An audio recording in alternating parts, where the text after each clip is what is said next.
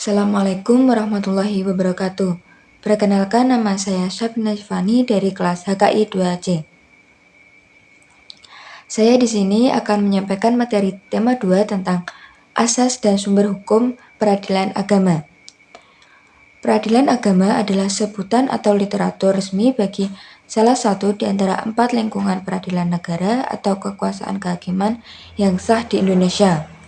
Peradilan agama adalah salah satu di antara peradilan khusus di Indonesia. Dua peradilan khusus lainnya adalah peradilan militer dan peradilan tata usaha negara. Asas-asas umum dalam peradilan agama. Asas yang pertama yaitu asas personalitas keislaman. Asas ini adalah asas yang tunduk dan yang dapat ditundukkan kepada kekuasaan lingkungan peradilan agama hanya untuk mereka yang mengaku pemeluk agama Islam. Jadi untuk penganut agama lain di luar agama Islam atau yang non-muslim tidak tunduk dan tidak dapat dipaksa tunduk kepada kekuasaan lingkungan peradilan agama atas asas personalitas keislaman ini. Asas ini diatur dalam pasal 2, penjelasan umum angka alinea ketiga dan pasal 49 ayat 1. Untuk asas yang selanjutnya yaitu asas kebebasan. Asas kebebasan itu meliputi yang pertama, bebas dari campur tangan kekuasaan negara lainnya.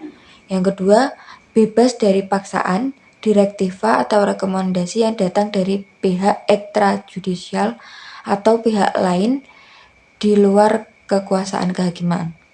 Yang ketiga, kebebasan melaksanakan wewenang yudisial, yaitu menerapkan, menafsirkan, dan menemukan hukum. Untuk asas yang selanjutnya, yang nomor 3 yaitu asas wajib mendamaikan. Asas ini adalah perdamaian lebih utama dari putusan. Yang kedua, peradilan agama sebagai peradilan keluarga tidak hanya melaksanakan kekuasaan kehakiman yang menerapkan hukum keluarga secara kaku, tetapi lebih diarahkan pada penyelesaian sengketa keluarga dengan memperkecil kerusakan rohani dan keretakan sosial, yaitu dengan cara mendamaikannya. Asas yang keempat yaitu asas sederhana, cepat, dan biaya ringan. Asas ini mempunyai isi seperti yang pertama, sederhana, prosedur penerimaan sampai dengan penyelesaian suatu perkara.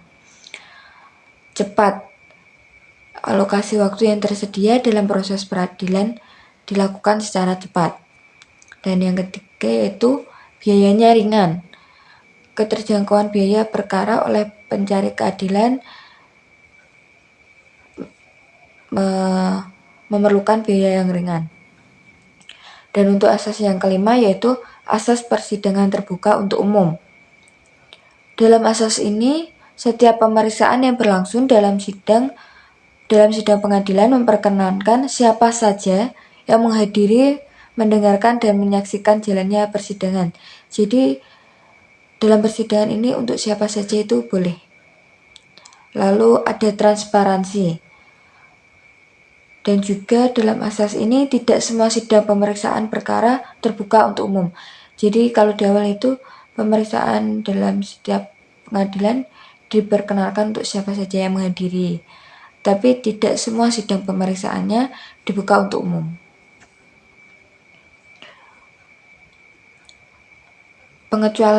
Pengecualian asas terbuka untuk umum ini dijelaskan pada pasal 59 ayat 1 Undang-Undang Nomor 7 Tahun 1989, yaitu berisi tentang pemeriksaan gugatan perceraian dilakukan dalam sidang tertutup. Demikian juga untuk cerai talak. Perkara perceraian menjaga kerahasiaan kehubungan kerumah tanggaan lebih penting. Tertutup meliputi pemeriksaan dan pembuktian. Putusan tetap diucapkan dalam sidang terbuka untuk umum. Jadi perkara perceraian untuk yang lebih penting itu menjaga kerahasiaan hubungan rumah tangga itu. Lalu tertutup Tertutup itu dalam hal pemeriksaan dan pembuktian, jadi itu tidak untuk umum. Namun, putusannya tetap diucapkan dalam sidang terbuka untuk umum. Jadi hasil putusannya tetap disampaikan untuk umum. Asas yang selanjutnya yaitu asas legalitas dan persamaan. Asas legalitas yaitu semua tindakan berdasarkan hukum, atau dalam istilahnya yaitu rule of law. Asas persamaan. Asas ini merupakan asas yang bagi setiap orang mempunyai hak dan kedudukan yang sama di muka hukum. Jadi semua orang mempunyai hak dan kedudukan yang sama, tidak dibanding-bandingkan dan tidak dibeda-bedakan. Akibat pelanggaran asas terbuka untuk umum, yaitu seluruh pemeriksaan beserta penetapan atau putusannya batal demi hukum.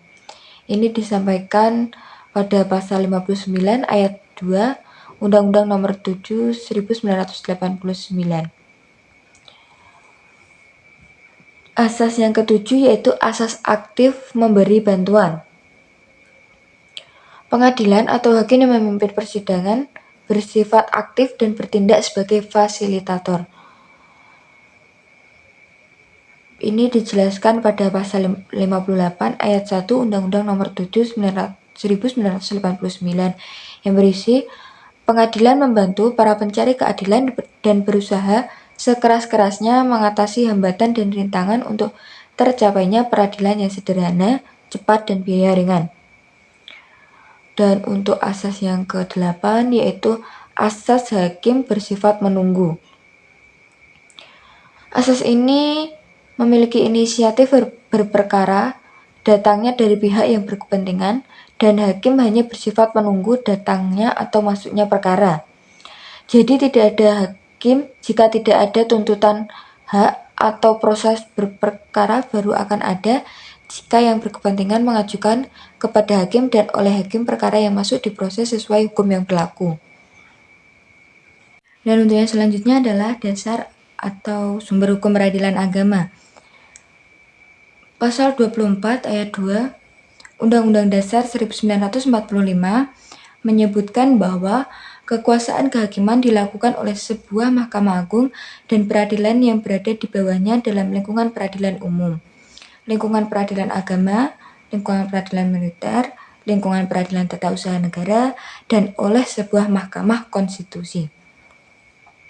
Undang-Undang Nomor 14 Tahun 1970 tentang ketentuan-ketentuan pokok kekuasaan kehakiman dalam pasal 10 ayat 1 menyebutkan kekuasaan kehakiman dilakukan oleh pengadilan dalam lingkungan yang pertama, lingkungan peradilan umum, yang kedua, lingkungan peradilan agama, yang ketiga, lingkungan peradilan militer, dan yang keempat, lingkungan peradilan tata usaha negara. Lalu pada pasal 12 Undang-Undang tersebut menyebutkan bahwa susunan kekuasaan serta acara dari badan-badan peradilan diatur dalam undang-undang tersendiri. Khusus mengenai peradilan agama diatur dalam Undang-Undang Nomor 3 Tahun 2006 yang memuat dalam Lembaran Negara Nomor 49 Tahun 1989 dan Undang-Undang Nomor 14 Tahun 1970. Undang-undang tersebut berisi tentang kekuasaan kehakiman tersebut telah diubah dengan Undang-Undang Nomor 35 Tahun 1999 dan terakhir diubah dengan Undang-Undang Nomor 4 Tahun 2004 tentang kekuasaan kehakiman. Perubahan undang-undang yang mengatur badan peradilan di bawah Mahkamah Agung yaitu Undang-Undang Nomor 2 Tahun 1986 tentang peradilan umum diubah dengan Undang-Undang Nomor 8 Tahun 2004.